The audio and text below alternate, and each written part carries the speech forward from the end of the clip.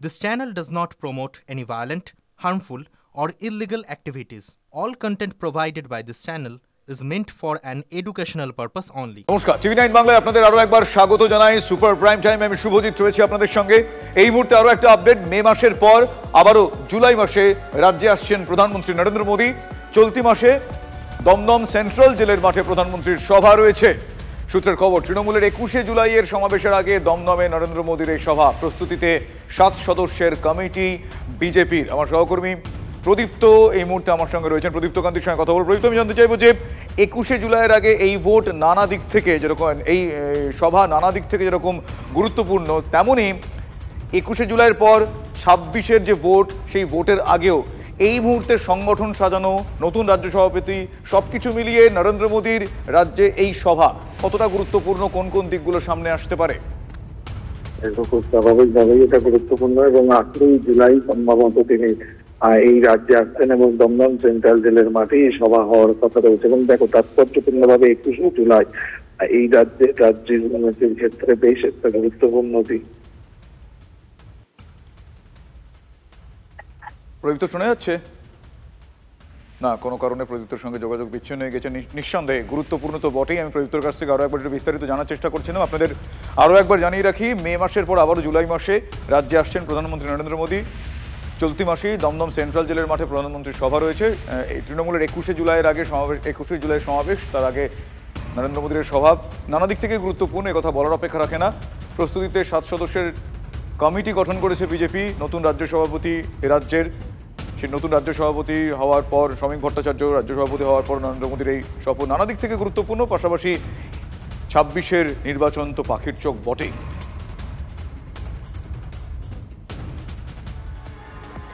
কোচবিহারে তৃণমূলের পঞ্চায়েত সমিতির কর্মাধ্যক্ষ গুলিবিদ্ধ হয়েছেন। গ্রেফতার কোচবিহার উত্তরের বিজেপি বিধায়কের ছেলে। বাজেয়াপ্ত করা হয়েছে বিধায়কের গাড়ি। রাজনৈতিক শত্রুতা নাকি এর পেছনে ব্যক্তিগত কোনো বিবাদ রয়েছে, সেই বিষয়টা খতিয়ে দেখা হচ্ছে। আর সব দিক পুলিশ খতিয়ে দেখছে ঠিকই, কিন্তু 2026-এর আগে বিজেপির পরিকল্পিত সন্ত্রাস, এমন অভিযোগ আবার তৃণমূল কংগ্রেসের তরফ থেকে করা হচ্ছে। পাল্টা বিজেপি কি বলছে? পাল্টা তৃণমূলের গোষ্ঠীদ্বন্দ্বের তত্ত্ব বিজেপি সামনে আনছে।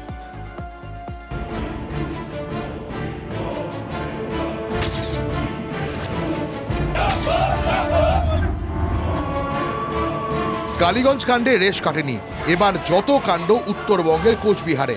কোচবিহারের ঝিনাইদহে গুলিবিদ্ধ পঞ্চায়েত সমিতির জনস্বাস্থ্য কর্মাধ্যক্ষ। গুলি চালানোর অভিযোগে গ্রেফতার বিজেপি বিধায়কের ছেলে। পাল্টা তৃণমূলের দলীয় কোন্দলের তত্ত্ব খাড়া করল বিজেপি। 2026-এর আগে জানিয়ে তীব্র চাপানুতর শুরু হয়েছে বঙ্গ রাজনীতিতে। তৃণমূল দলের লড়াইয়ে সাধারণত কেউ কাউকে গুলি চালায় বলে আমার জানা। যদি বিজেপির কোন লোকের এত হিম্মত হয় যে তৃণমূল লোকের গুলি চালিয়েছে, সেটা বড় খবর তো বটে। চক্র করে রাখা হয়েছে গোল যে জায়গাটা, সেখানে আজকে সকালে একটা গুলি পাওয়া গেছে, আরও একটা গুলি পাওয়া গেছে এই জায়গায়। এখানেও কিন্তু আজকে সকালে দেখা যায় একটা গুলির খোল পড়ে রয়েছে। এই যে জায়গা, সামনেই রয়েছে একটা কালভার্ট। এই কালভার্টটা ক্রস করার পরেই এখানেই কিন্তু এই গুলির ঘটনাটা ঘটে। 3 রাউন্ড গুলি করছে। এইখানে এই আওয়াজটা আমরা এখান থেকে পরিষ্কার শুনতেছি যে গুলি হইতেছে। পঞ্চায়েত সমিতির কর্মাধ্যক্ষ, ওনাকে রাত্রেবেলা অন্ধকারে কে বা কারা গুলি করে। কালো রঙের বোলেরো গাড়ি ছিল। পুলিশ সূত্রে খবর, বৃহস্পতিবার রাতে কোচবিহার 2 নম্বর ব্লকের পঞ্চায়েত সমিতির কর্মাধ্যক্ষ রাজু দে বাড়ি ফিরছিলেন। মাঝপথে কালো রঙের গাড়িতে করে এসে দুষ্কৃতীরা তার উপর গুলি চালায় বলে অভিযোগ। কাঁধে গুলি লাগে রাজুর। তদন্তে নেমে একটি কালো গাড়ি আটক করে পুলিশ, কিন্তু গাড়িটি কার? এই গাড়ি থেকেই কি গুলি করা হয়েছিল? এই স্করপিও গাড়িটি যার নামে নথিভুক্ত রয়েছে, এম পরিবহনে যদি সেই নথি চেক করা যায়, তাহলে কিন্তু উঠে আসছে কোনো এক সুকুমার রায় নামে এক ব্যক্তির। কালো গাড়ি কালকে 3টা ধরে নিয়ে আসার পরে ছেড়ে দিয়ে আজকে কি পরিকল্পনা করলো যে আজকে আমার গাড়িটা নিয়ে যেতে হলো, কালকে নিল না আজকে নিয়ে গেল।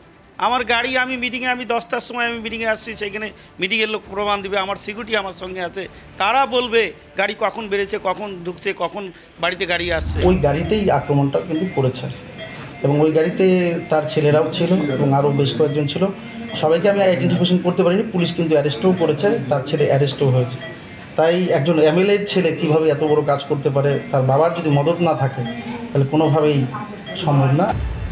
তৃণমূল নেতার উপর গুলিকাণ্ডে কোচবিহারে উত্তরে বিজেপি বিধায়ক সুকুমার রায়ের ছোট ছেলে দীপঙ্কর রায় সহ দুজনকে গ্রেফতার করেছে পুলিশ, যাকে কেন্দ্র করে তেতে উঠেছে জেলার রাজনীতি।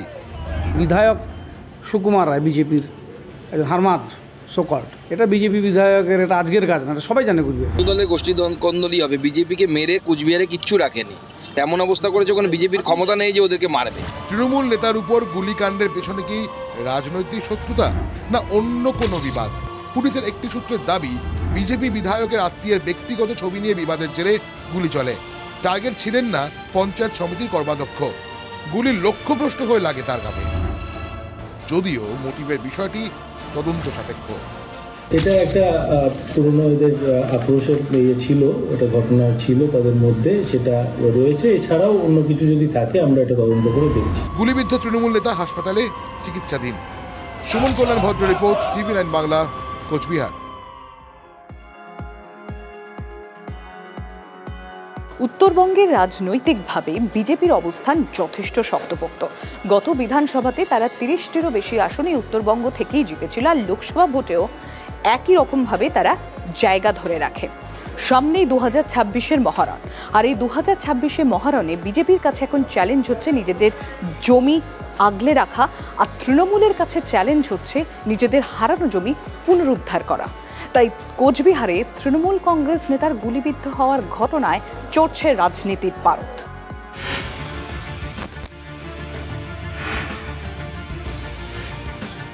এই ছবিটা হচ্ছে আমার ভাইয়ের কোচবিহারে, তার এক্সরেতে দেখুন এখানে বুলেট।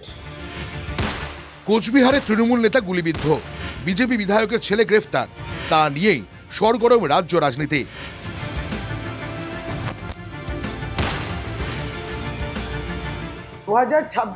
আসছে, যারা বাংলার মানুষের থেকে নিরবিচ্ছিন্ন হয়ে গেছেন, পলিটিক্যাল আইসোলেটেড, মানুষের আশীর্বাদ নেই, তখন তারা তৃণমূল কংগ্রেসের উপর আক্রমণ আরম্ভ করে দিয়েছে।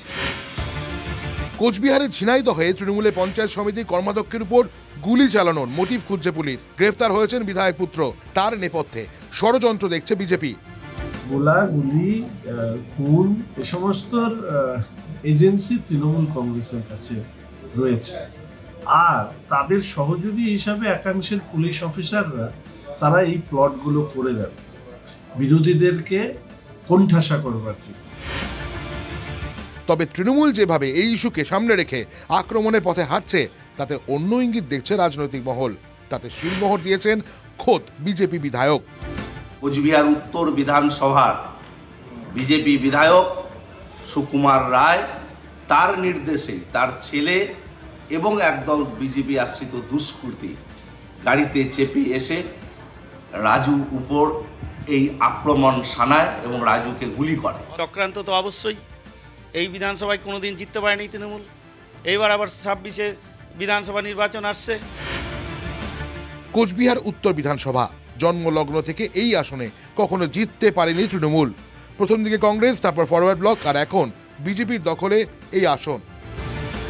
2024-এ কোচবিহার লোকসভা বিজেপির হাত থেকে ছিনিয়ে নেয় তৃণমূল, কিন্তু কোচবিহার উত্তরে লিড ছিল বিজেপি প্রার্থীরই। বছর ঘুরলে 2026-এর বিধানসভা ভোট 7-2 ফলাফলের পুনরাবৃত্তি এড়াতে জোর দিচ্ছে শাসক শিবির।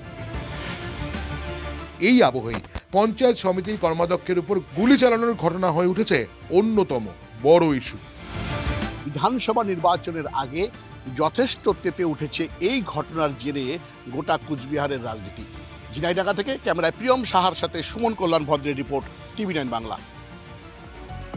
ভোট পরবর্তী হিংসার মামলাগুলো নিয়ে রাজ্যে কিন্তু এবারে বেশ কিছু পদক্ষেপ নেওয়া হচ্ছে। তবে সবার প্রথমে সাজা কাকে ঘোষণা করা হলো মালদার তৃণমূল নেতা রফিকুল ইসলাম, যার বিরুদ্ধে মালদার মানিকচকের ছাত্রীকে নির্যাতন এবং বিজেপি পরিবারের উপর অত্যাচারের অভিযোগ রয়েছে। তাকে যাবজ্জীবন কারাদণ্ড দেওয়া হয়েছে এবং এই বিচার শেষে নির্যাতিতার মা কি বলছে জানেন? অবশেষে সুবিচার হলো।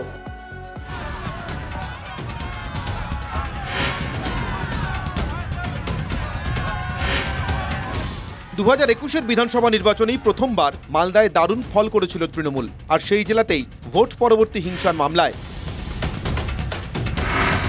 বাংলায় প্রথম কোনো দোষীর সাজা ঘোষণা হলো। দোষী সাব্যস্ত হলেন তৃণমূলেরই এক নেতা। নাবালিকাকে ধর্ষণের দায়ে যাবজ্জীবন কারাদণ্ড হয়েছে রফিকুল ইসলাম নামে শাসক দলের ওই নেতার। আক্রান্ত পরিবারকে 3 লক্ষ টাকা ক্ষতিপূরণ দেওয়ার নির্দেশ দিয়েছে আদালত। 4 বছর হয়ে গেল আমার মেয়ের সর্বনাশ যে করেছে ওর আজকে সাজা হয়েছে, আমি আজকে অনেক খুশি আছি। 22 জন সাক্ষীর সাক্ষ্য প্রমাণের ভিত্তিতেই কোর্ট গত 2 তারিখে সাজা ঘোষণা করেছিল। 6 পক্সোতে যেটা সর্বোচ্চ সাজা আছে, প্ল্যানেট কোর্ট সেটা মেনে সমাজের কথা চিন্তা করে প্ল্যানেট কোর্ট লাইফ কনভিকশন দিয়েছে। 2021-এর 2রা জুন বিধানসভা নির্বাচনের ফল ঘোষণা হয়েছিল। মালদায় সেবারই প্রথম 12টি আসনের মধ্যে 8টিতে জয়ী হয় তৃণমূল, 4টিতে বিজেপি। আগে পায়ের তলার মাটি শক্ত না হলেও 2021-এর বিধানসভা নির্বাচনে মালদা জেলায় ব্যাপক সাফল্য পায় তৃণমূল, এমনকি কংগ্রেসকে সম্পূর্ণ নিশ্চিহ্ন করে দেয়। আর সেই সাফল্যের পরেই উত্তরোত্তর ভোট পরবর্তী হিংসাও বাড়তে থাকে। ফল ঘোষণার 3 দিনের মাথায় 5ই জুন মানিকচক থানা এলাকায় বিজেপি সমর্থক পরিবারের উপর হামলা চলে। সেই সময় 4র্থ শ্রেণীর এক ছাত্রীকে ধর্ষণের অভিযোগ ওঠে তৃণমূল নেতা রফিকুল ইসলামের বিরুদ্ধে। সেই মামলাতেই দোষী সাব্যস্ত হয়েছেন ওই নেতা। এটাতে অপমর জনসাধারণ মানিকচকে তারা উৎফুল্ল হয়েছে এবং আইনের শাসন যে ভারতবর্ষে আছে সেটা আজকে প্রতিষ্ঠিত হবে। বহু এলাকাতেই থাকে ব্যক্তিগত রেষারেষি থাকে, ব্যক্তিগত শত্রুতা থাকে, এবং সেগুলোকে একটা সময় হঠাৎ রাজনৈতিক রং দিয়ে চালিয়ে দেওয়া হয়। ফলে কোন মামলায় কি হয়েছে, সাজা হয়েছে, খতিয়ে দেখবে কার ব্যক্তিগত শত্রুতা ছিল, সেগুলোকে রাজনৈতিক রং দিয়ে তৃণমূলের গায়ে দাগ মারার কোনো মানে। 2021-এর বিধানসভা নির্বাচনের পর হিংসার দাপট দেখেছিল বাংলা। বিভিন্ন জায়গায় বিরোধী দলের নেতা কর্মী ও সমর্থকদের উপর হামলা চলে, খুন, ধর্ষণের মতো অভিযোগও সামনে এসেছিল। তার মধ্যে যেমন কাকুরগাছি ছিল, তেমনই ছিল মালদার মানিকচক। পরে কলকাতা হাইকোর্টের নির্দেশে ভোট পরবর্তী হিংসায় মোট 50টির বেশি মামলার দায়িত্ব নেয় সিবিআই। তারই প্রথম একটি মামলার নিষ্পত্তি হলো শুক্রবার। ভোট পরবর্তী হিংসা মামলায় প্রথম সাজা ঘোষণা করল মালদার বিশেষ সিবিআই আদালত। আগামী বিধানসভা নির্বাচনে এর প্রভাব কি কিছু পড়বে, এখন এই প্রশ্নেই ঘোরাফেরা করছে মালদা জেলার রাজনৈতিক মহলে। মালদা থেকে ক্যামেরা মুজিবর শেখের সঙ্গে শুভতোষ, TV9 বাংলা। মিত্র বাবু মশাই, বিষয়াশয় বাড়াতে তাদের কত কিছু করতে হয় না, তবে ইনি বাবু নন, মশাইও নন, মহাশয়া সাবিত্রী মিত্র বিধায়ক। বিষয়াশয় মানে ভোট বাড়াতে যদি কোনো একটা ধর্মকে মিত্র বলে ঘোষণা করেন, তাতেই অনেকে শত্রুতার গন্ধ পান। শুক্রবার সাবিত্রীর শান্তিবান ফেরাতে মাঠে নামতে হয়েছে স্বয়ং ফিরহাদ হাকিমকে। একমাত্র আমার পছন্দ ইসলাম ধর্মকে নিয়ে কোনদিন কোনো মুসলিম সমাজ আন্দোলন করে না। কেন আজকে হিন্দুরা আমাদের সনাতন ধর্মকে নিয়ে রাজনীতি করে আমাদের ধর্মকে, সনাতন ধর্মকে ছোট করছে? তৃণমূলে ক্ষোভ বাড়ছে মুসলিম নেতাদের। এবার ড্যামেজ কন্ট্রোলে নামলেন সাবিত্রী মিত্র। বললেন, মুসলিমরা ধর্ম নিয়ে রাজনীতি করে না, হিন্দুরা ধর্ম নিয়ে রাজনীতি করছে। বৃহস্পতিবারই জলপাইগুড়ির তৃণমূলের সংখ্যালঘু সেলের সভাপতির মুখে শোনা গিয়েছিল ক্ষোভের কথা। বলেছিলেন, ছাগলের 6 নম্বর বাচ্চা ভাববেন না। আমি আশা করি বা আশা করব আমার যে মাদার কমিটির নেতৃত্ব আছে ওনাদেরকে বলবো যে আমাদেরকে ছাগলের 6 নম্বর বাচ্চা বানায় রাখবেন। আমরা সংখ্যালঘু তৃণমূল কংগ্রেসের লোক, আমাদেরও ভোট ব্যাংক আছে। ক্ষোভ শোনা গিয়েছিল ফুরফুরা শরীফের পীরজাদা তোহা সিদ্দিকীর মুখেও। ভোটের আগে তারা কিন্তু আমাদের জামাই বাবু বুনাই খুব বলে, ভোটটা নেবার পরে এরা আমাদের মানুষও মনে করে না। যারা আমাদের ভোট নিয়ে পরোক্ষভাবে আমাদের ঘরে ঠকাবে তাদের আমরা চাই না। শুধু তাই নয়, বৃহস্পতিবার তৃণমূলের সংখ্যালঘুর মুখ সিদ্দিকুল্লাহ চৌধুরী আক্রান্ত হওয়ার পর দল ছাড়ার হুঁশিয়ারি দিয়েছিলেন। সিদ্দিকুল্লাহ চৌধুরী নৈরাজ্য চাইনি বলে সিপিএম সরেছে এখান থেকে। এই সন্ত্রাস যদি বন্ধ না হয়, সিপিএম এর বিরুদ্ধে যে আন্দোলন করেছি, সিদ্দিকুল্লাহ চৌধুরী আজকে বলছে সেই আন্দোলন করবে। ঠিক সেই সময় মানিকচকে তৃণমূল বিধায়ক ড্যামেজ কন্ট্রোল করতে গিয়ে নতুন ড্যামেজ করে ফেললেন। সেই ড্যামেজ সামলাতে শেষে ভরসা সেই ফিরহাদ। বলতে বাধ্য হচ্ছে, বলাচ্ছে না নিজের কেন্দ্রে মুসলিম অধ্যুষিত কিনা, পার্সেন্টেজ কত, এই সমস্ত মাথায় থাকতে পারে। বিজেপির কথা ওরা ভুল বলেছে। বিজেপির মতন ধর্ম নিয়ে আমরা রাজনীতি করি না, আমরা সব ধর্মকে নিয়েই আমরা সমন্বয় করি। সামনেই বিধানসভা ভোট, তার আগে দলেরই একাংশের মুসলিম নেতা দলের বিরুদ্ধে সরব হচ্ছেন। তাতে তৃণমূল নেতাদের মরিয়া ভাব বাড়ছে। আর নিত্য নতুন বেফাস কথায় দলের ড্যামেজ বাড়িয়ে চলেছেন সাবিত্রীর মতো কেউ কেউ। সুব্রত ভট্টাচার্যের রিপোর্ট, TV9 বাংলা।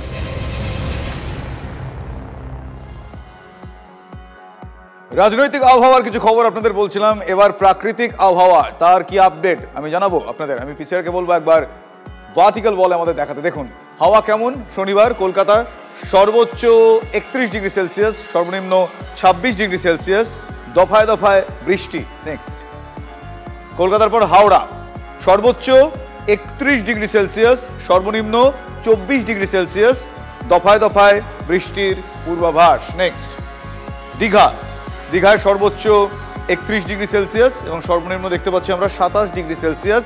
এখানেও কিন্তু দফায় দফায় বৃষ্টি এবং বৃষ্টির পূর্বাভাসও বটে। নেক্সট দার্জিলিং, সেখানে সর্বোচ্চ 19 ডিগ্রি সেলসিয়াস এবং দার্জিলিংয়ের সর্বনিম্ন টেম্পারেচার দেখুন 15 ডিগ্রি সেলসিয়াস। সেখানে বিক্ষিপ্ত বৃষ্টির সম্ভাবনা, দফায় দফায় নয়, বিক্ষিপ্ত। শিলিগুড়িতে 32 ডিগ্রি সেলসিয়াস সর্বোচ্চ, সর্বনিম্ন 27 ডিগ্রি সেলসিয়াস, সেখানেও বিক্ষিপ্ত বৃষ্টির সম্ভাবনা। আসানসোলে সর্বোচ্চ 31 ডিগ্রি সেলসিয়াস, সর্বনিম্ন 24 ডিগ্রি সেলসিয়াস। আসানসোলে কিন্তু ভারী বৃষ্টির সম্ভাবনা শুধু নয়, সতর্কতাও জারি করা হয়েছে। নেক্সট বোলপুরে 31 ডিগ্রি সেলসিয়াস সর্বোচ্চ, 25 ডিগ্রি সেলসিয়াস সর্বনিম্ন। বোলপুরেও ভারী বৃষ্টির সতর্কতা জারি। কৃষ্ণনগরে সর্বোচ্চ 31 ডিগ্রি সেলসিয়াস, সর্বনিম্ন 24 ডিগ্রি সেলসিয়াস। কৃষ্ণনগরে অতি ভারী বৃষ্টির সতর্কতা, ফলে সতর্কতা সম্ভাব্য আর যা যা পূর্বাভাস রয়েছে আপনাদের আমরা জানালাম, সেই মতন আপনারা পরবর্তী প্ল্যান করবেন।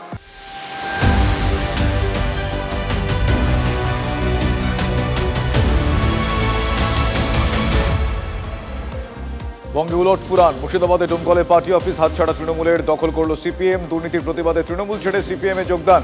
স্থানীয় নেতাদের বিরুদ্ধে ক্ষোভ, আবাসের ঘর পাইয়ে দেওয়ার নামে তোলাবাজির অভিযোগ, নাম জড়িয়েছে তৃণমূল বিধায়কের দাদা। 2011 সালে পালা বদলের পর তৃণমূলের বিরুদ্ধে সিপিএমের কার্যালয় দখলের অভিযোগ। এবার সেই কার্যালয় তৃণমূলের হাত থেকে ফিরে পেতে প্রশাসনের দ্বারস্থ সিপিএম। চন্দ্রকোনার কোল্লা এলাকায় দীর্ঘদিন ধরে শাসক কোন দলের জেরে তালাবন্ধ পার্টি অফিস। ওই কার্যালয় তাদের বলে দাবি করেছে জেলা বাম নেতৃত্ব। দলীয় কার্যালয় ফেরত চেয়ে বিডিওর কাছে লিখিত আবেদন সিপিএম এরিয়া কমিটির। তৃণমূলের কোন দলে দলেরই পার্টি অফিসে ঝুলল তালা, সব্যসাচী দত্তর গোষ্ঠীর সঙ্গে তাপস চট্টোপাধ্যায়ের গোষ্ঠীর কোন দল চরমে। দলীয় কোন দলের জেলে রায়গাছিতে দলের পার্টি অফিসে তালা ঝোলায় সব্যসাচীর অনুগামীরা, পাল্টা তালা ভাঙে বিধায়কের অনুগামীরা। ভুল করে কোনো কর্মী তালা দিয়ে চলে যাওয়ায় ভুল বোঝাবুঝির সৃষ্টি হয়েছে। গোষ্ঠীদ্বন্দ্ব ধামাচাপা দিতে দাবি তৃণমূল নেতৃত্বের।